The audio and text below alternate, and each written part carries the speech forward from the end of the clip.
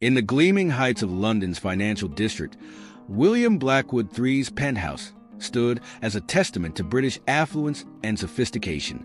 The morning light filtered through floor-to-ceiling windows, illuminating the carefully curated art pieces and antique furniture that adorned his home. At precisely 6:30 a.m., Elena Ramirez arrived, her steps quiet but purposeful on the marble floors. Elena's morning routine was a well-orchestrated symphony of efficiency. She moved through the spacious apartment with practiced ease, preparing William's breakfast exactly as he preferred it. Earl Grey tea steeped for exactly 4 minutes, 2 sugar cubes placed separately on a royal Doulton saucer, and sourdough toast with orange marmalade. The precision of British breakfast rituals had become second nature to her, though her heart still yearned for the warm comfort of champurrado and fresh pan dulce from her hometown in Guadalajara. As she worked, Elena's thoughts drifted to her daughter, Maria, who remained in Mexico under her sister's care. The latest medical bills had arrived yesterday, and despite the generous salary William paid her, the mounting costs weighed heavily on her conscience. 5 years of separation had taken their toll, but Elena held on to hope that her sacrifice would ensure Maria's recovery. William emerged from his private quarters at precisely 7:15 a.m., impeccably dressed in a tailored Seville rose suit. His presence commanded attention, yet there was a weariness in his steel blue eyes that even his perfect posture couldn't disguise. "Good morning, Elena," he said, his voice carrying the polished accent of London's elite. "Buenos dias, Mr. Blackwood," Elena responded, maintaining the professional distance that had defined their relationship for half a decade. She noticed a slight tremor in his hand as he reached for his teacup, a detail that hadn't escaped her attention over the past few weeks. The morning proceeded as usual until William, uncharacteristically, paused before leaving for work. "Elena," he said, his voice softer than usual, "would you mind joining me for dinner this evening? There's something I need to discuss." The request caught Elena off guard. In 5 years, they had never shared a meal together. Their worlds, though occupying the same physical space, remained carefully separated by invisible but rigid social boundaries. "Senor Blackwood, Please," he interrupted. "It's important." There was an urgency in his tone that made Elena reconsider her initial instinct to decline. "Of course, Mr. Blackwood," she finally agreed, her mind racing with possibilities. Had she done something wrong? Was he planning to reduce her hours? The thought of earning less sent a wave of anxiety through her body as she calculated Maria's medical expenses in her head. Throughout the day, Elena continued her duties while trying to decipher the meaning behind William's unusual request. As she polished the silver collection that had been in the Blackwood family for generations, she caught her reflection in a serving tray. The woman staring back at her looked tired but determined, her dark eyes holding the same strength that had carried her across an ocean in search of a better future. In the late afternoon, while preparing William's favorite roast beef for dinner, Elena received a video call from her sister in Mexico. Maria appeared on the screen, her bright smile illuminating the kitchen. "Mama," she exclaimed, showing off a new drawing she'd made in art therapy. Elena's heart swelled with pride and longing, knowing that every hour of work in this luxurious apartment was another step toward her daughter's well-being. As evening approached, Elena changed from her work uniform into the only formal outfit she owned, a simple black dress she'd purchased for special occasions at the Mexican Community Center. She had just finished setting the dining table when William returned, carrying a leather briefcase and an expression she'd never seen before. The table between them seemed to stretch for miles as they sat down to dinner. The crystal glasses caught the chandelier's light, creating prisms that danced across the white tablecloth. William cleared his throat, his fingers drumming nervously against the stem of his wine glass. "Elena," he began, "what I'm about to tell you might change everything." He paused, gathering his thoughts as Elena's heart raced with anticipation. "I've recently received some news that affects both our futures, and I believe we need to have an honest conversation about what lies ahead." The city lights twinkled beyond the windows, and somewhere in the distance, a church bell tolled 8 times. In that moment, Suspended between what was and what would be, Elena realized that the carefully maintained distance between their worlds was about to collapse. For better or worse, the dining room silence was broken only by the gentle clink of silverware against fine china as William gathered his thoughts. Elena sat perfectly still, her hands folded in her lap, waiting for him to continue. The roast beef she had prepared with such care remained largely untouched on both their plates. For the past 20 years, William began, his aristocratic composure slightly cracking, I've built my life around maintaining the Blackwood legacy. Every decision, every investment, every social connection was carefully calculated to preserve what my grandfather and father built. He paused, taking a sip of wine. But recently, I've discovered that the foundation of everything I believed about my family is built on, well, let's say complicated circumstances. Elena listened intently, noting how William's usual confident demeanor seemed to waver. In 5 years of service, she had never seen him so vulnerable. The man before her was far from the stern, sometimes distant employer she had come to know. Mr. Blackwood, Elena ventured carefully, I don't understand what this has to do with me. William's eyes met hers across the table. Elena, do you remember the collection of Mexican art pieces I acquired last year? She nodded, recalling the beautiful paintings and sculptures that had appeared in the penthouse's study. At the time, she had been surprised by his sudden interest in her country's cultural heritage. Those pieces belonged to my grandfather's collection, though I only recently learned of their existence through some old documents. They were acquired during his extensive travels in Mexico during the 1950s. William stood up and walked to the window, his silhouette stark against the London skyline. During those travels, he formed a deep connection with a family in Guadalajara. Elena's heart skipped a beat at the mention of her hometown. She watched as William retrieved a leather-bound journal from his briefcase and placed it gently on the table between them. This journal belonged to my grandfather. I found it while preparing for the company's 75th anniversary celebration. What I discovered inside, he trailed off, running his fingers over the worn leather cover. Elena, the reason I've asked you here tonight is because I believe our family's histories are intertwined in ways neither of us could have imagined. Elena's mind raced back to the stories her abuela used to tell about a mysterious English businessman who had once promised to change their family's fortune. Stories she had always dismissed as the fanciful tales of an old woman trying to entertain her grandchildren. My grandfather made promises to your family, Elena. Promises that were never kept after his unexpected departure from Mexico. The art collection was meant to be returned to your family's care, along with, William hesitated, substantial compensation for their contributions to establishing the initial Blackwood Investment Fund. Elena's hands trembled as she reached for her water glass. The weight of William's words pressed against her chest, making it difficult to breathe. Could it be possible that her family's decades of financial struggles, including her current situation with Maria's medical bills, were connected to this man's grandfather? When I hired you 5 years ago, William continued, your surname caught my attention, but I dismissed it as a coincidence. It wasn't until I read through these journals that I realized the truth. Elena, your grandmother, Isabella Ramirez, was instrumental in helping my grandfather establish the connections that would later become the foundation of our family's wealth. The room seemed to spin as Elena processed this information. She thought of her grandmother's stories, of her daughter fighting illness in Mexico, of the years she'd spent cleaning this very apartment, all while the answers to her family's struggles had been hidden away in a leather journal. There's more, William said, his voice growing softer. The recent changes in my behavior, my trembling hands, I've been diagnosed with a condition that requires me to make some significant life changes. I've spent weeks considering how to address both this personal challenge and the historical debt my family owes to yours. Elena found her voice, though it came out barely above a whisper.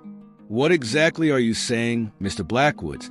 I'm saying, he replied, pulling out a folder filled with legal documents, that I want to make things right. But I need your help to do it properly.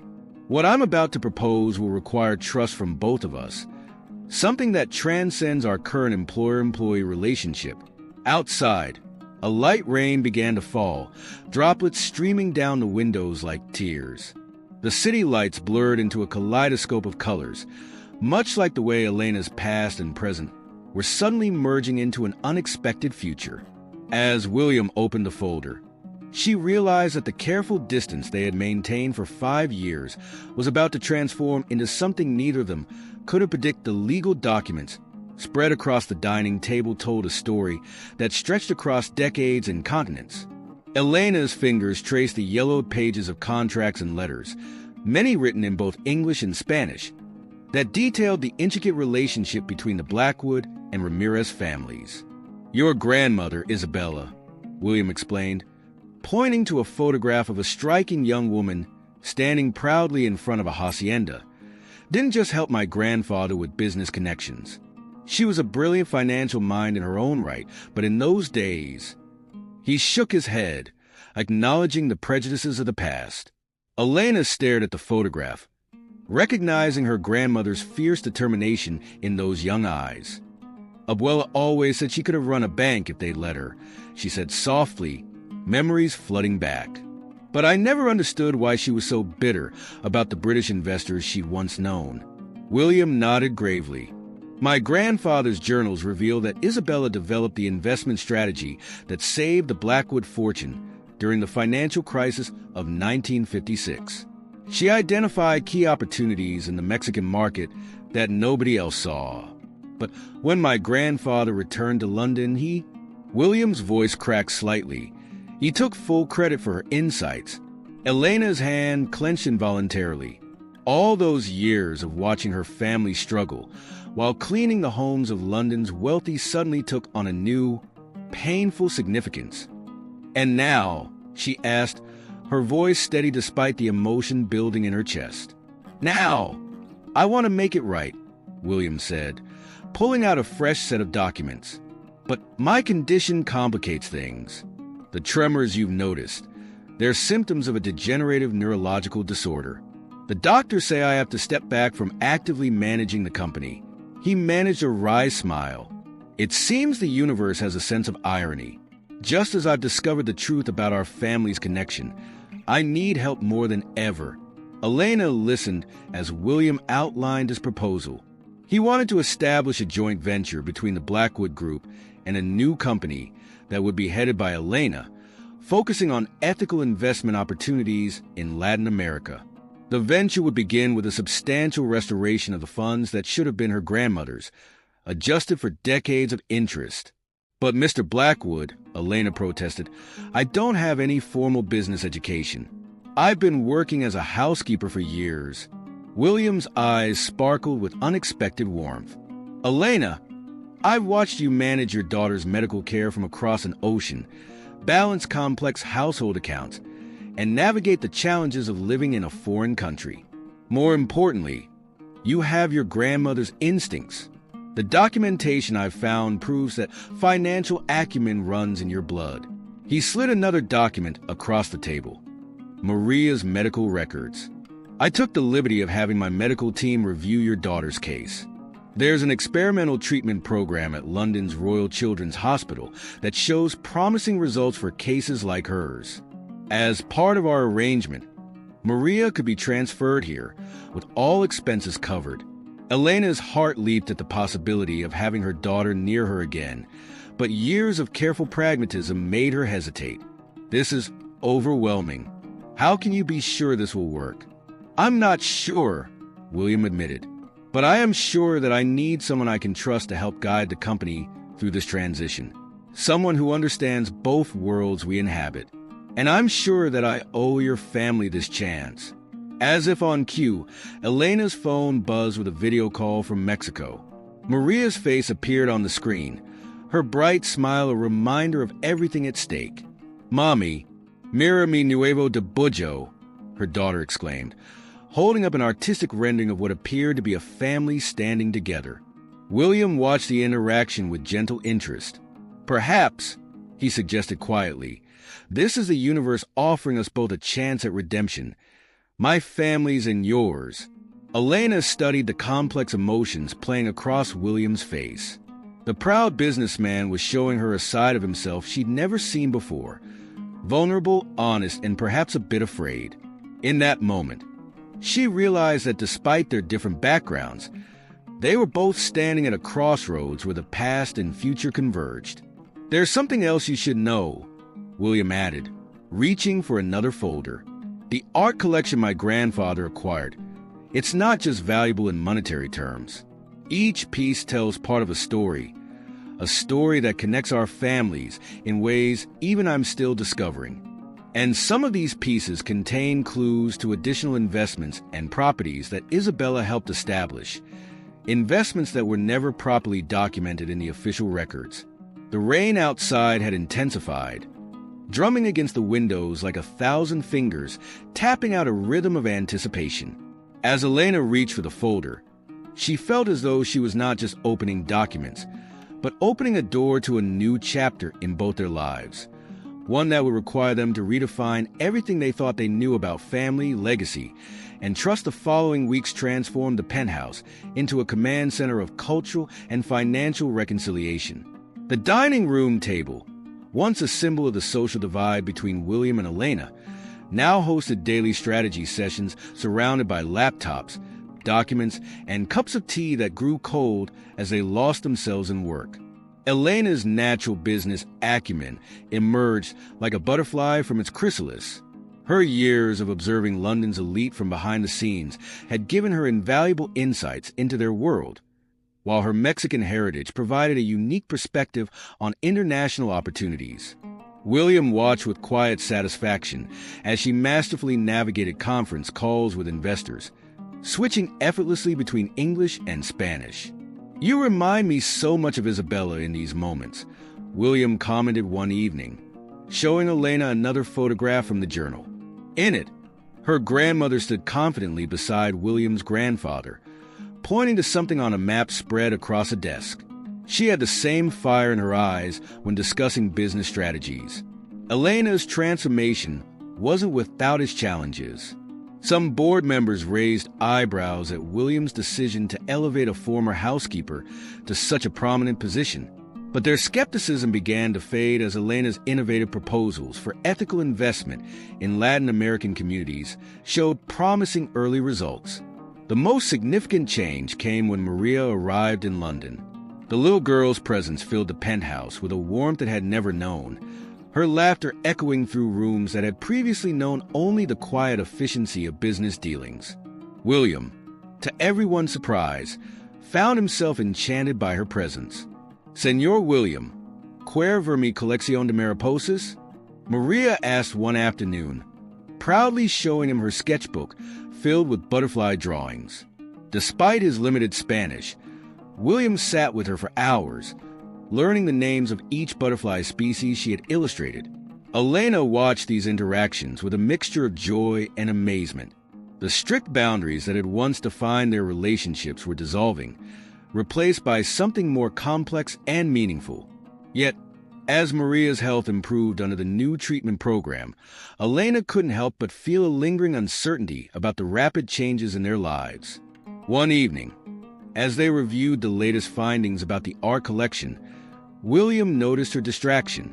"What's troubling you, Elena?" he asked, his voice carrying the genuine concern that had become characteristic of their new relationship. "Sometimes," she admitted, "I wonder if we're moving too fast. The board members, the social circles, the responsibility, it's all so different from my life just months ago. And then there's the matter of the art collection's true ownership." William nodded thoughtfully. "I understand your concerns, but perhaps speed is exactly what we need. My condition—" He paused, his hand trembling slightly as he reached for his tea. "It's progressing faster than expected. We need to ensure everything is properly settled." Elena felt her throat tighten. Despite their complicated history, she had grown to care deeply about William's well-being. "The doctors, they're sure there's nothing more they can do? They can slow it down but not stop it," he replied with remarkable composure. "Which is why I need to know that both our families' legacies will be properly preserved and united. Their conversation was interrupted by Maria's excited voice from the study. "Mama, Tio William, Miran lo Kane Contre." The child had taken to calling William uncle, breaking down yet another barrier between their worlds. They found Maria standing before one of the Mexican paintings, pointing to something in the corner. "Look," she said, switching to English as she'd been learning. "There's a butterfly hidden in the flowers. It's just like the ones in my drawings." William and Elena exchanged meaningful glances. The butterfly in the painting was indeed similar to Maria's drawings. But more importantly, it appeared to be a signature mark that Isabella had used to identify the artwork she had helped acquire. This discovery could be the key to unlocking more of their shared history. As they stood there, the three of them forming an unlikely family unit before the painting, Elena realized that perhaps the speed of their transformation wasn't too fast after all. Perhaps it was simply life's way of making up for lost time, of healing wounds that had festered for generations. The London sky outside had cleared, revealing a rare display of stars above the city lights. In that moment, the distance between Guadalajara and London, between past and present, between employer and employee, seemed to vanish entirely. They were simply people, bound together by a legacy that was finally finding its true path. 6 months after that fateful dinner, the penthouse hosted a very different kind of gathering. The space had been transformed with a blend of British elegance and Mexican warmth. Traditional papal picado hung alongside classic oil paintings, while the aroma of freshly made tamales mingled with Earl Grey tea. The occasion was the official launch of the Blackwood Ramirez Foundation, an organization dedicated to promoting cross-cultural business initiatives and supporting underprivileged entrepreneurs across Latin America. The guest list included board members, international investors, and, most importantly, Elena's family who had flown in from Guadalajara. William stood at the podium, his hand steady thanks to new medication, though everyone knew it was temporary. "Ladies and gentlemen," he began, his voice clear and strong. "Today we're not just launching a foundation. We're correcting a historical oversight and building a bridge between cultures." Elena watched from the side, dressed in a sophisticated suit that combined London tailoring with subtle Mexican embroidery. Her daughter Maria, now healthier and more vibrant than ever, sat in the front row, beaming with pride. The medical treatments had been successful beyond their highest hopes, and she had blossomed in her new London life while maintaining strong connections to her Mexican heritage. "None of this would be possible," William continued, "without the brilliant woman who started as my housekeeper and became my most trusted business partner. Elena Ramirez carries the same exceptional business acumen as her grandmother, Isabella, whose contributions to the Blackwood fortune went unrecognized for too long." He gestured to the wall where the Mexican art collection was displayed, now properly credited to Isabella's curation. "These pieces represent more than just art. They're a testament to the power of collaboration across cultures, and a reminder that talent knows no social boundaries." Elena approached the podium as William stepped aside. Looking out at the assembled crowd, she saw tears in her mother's eyes. The woman who had watched her daughter leave for London as a housekeeper now witnessed her standing as an equal among the city's business elite. "Mi abuela Isabella," Elena began, her voice strong and clear, "always told me that true wealth isn't measured in pounds or pesos, but in the bridges we build between people. Today, we're not just launching a foundation.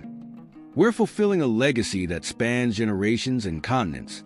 The foundation's first initiative was already showing promising results. A scholarship program for young entrepreneurs from Mexico, named in honor of Isabella Ramirez.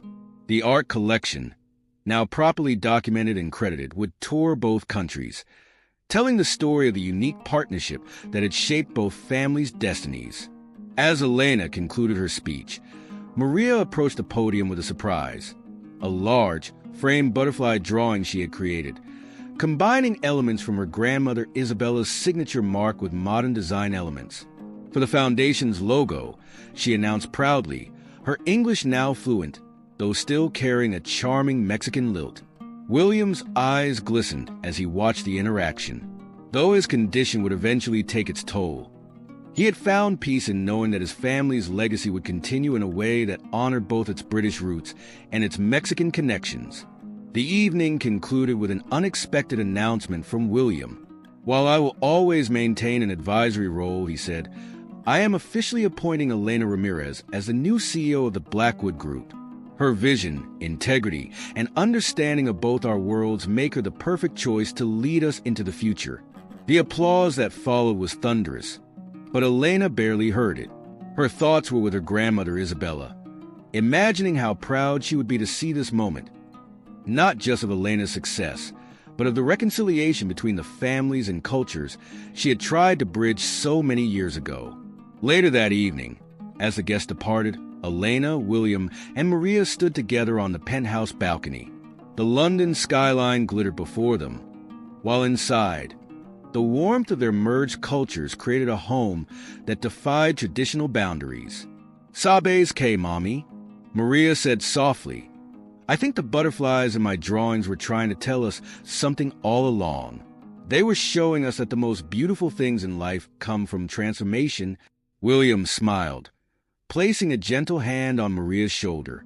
"Your daughter is quite the philosopher, Elena. She gets it from her grandmother," Elena replied, thinking of both Isabella and her own mother, who was finally seeing her family's legacy restored. As they stood there, three people from different worlds brought together by fate and choice. They represented something greater than themselves, a story of redemption, transformation, and the power of bridging divides. Dear viewers, we hope this story of transformation and cultural bridges has touched your hearts. The journey of Elena, William, and Maria reminds us that the most beautiful stories often come from unexpected connections. If you've enjoyed this tale of legacy and redemption, please don't forget to subscribe to our channel and leave a like on this video. Share your own stories of cultural bridges and transformations in the comments below. We'd love to hear how this story resonated with you. For more captivating narratives that explore the complexities of human connections, click the notification bell and join our growing community of storytellers and dreamers. Remember, every like and subscription helps us continue bringing these unique stories to life. Until our next journey together,